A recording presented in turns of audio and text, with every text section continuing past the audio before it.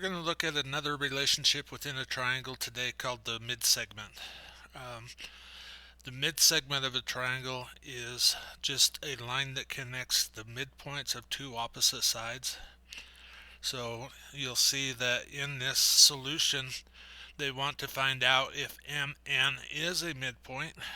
So they find the points M and N by dividing the sum of the x values by 2 and the sum of the y values by 2 for each end, and they get the points in which they put that.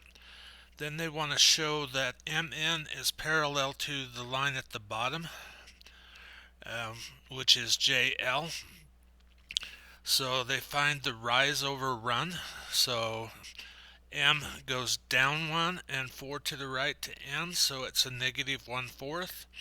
And you'll see that the other line at the bottom also has a slope of negative 1/4.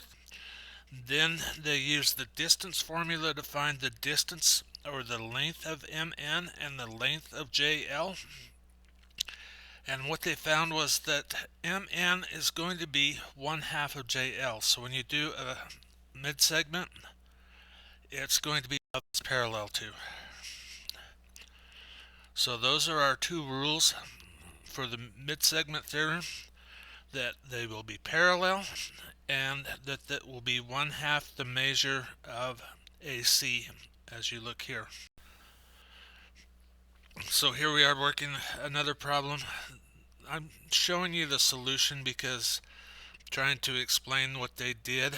They made numbers for and inserted variables for the x points and did that, and they went through and showed that the lines are parallel and that is 1/2 the distance.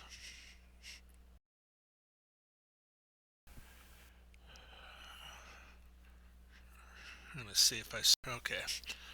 So we're going to be looking at the triangle midsegment theorem, and again we want to find out that we want to find UV and RS. So we use that basis of 1/2 of the larger value. So you have 90 down here for RW. UV is going to be 1/2 of that, which is 45.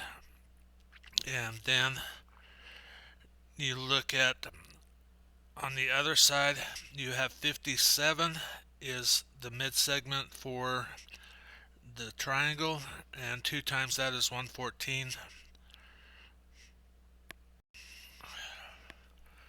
Here again with the kaleidoscope, we have congruent lines that are showing that they are the same measure for all of the midpoints, and they're proving that triangle ABC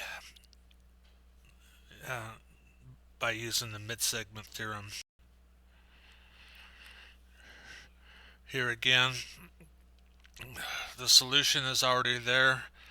We're looking at distances from home to Plum Street.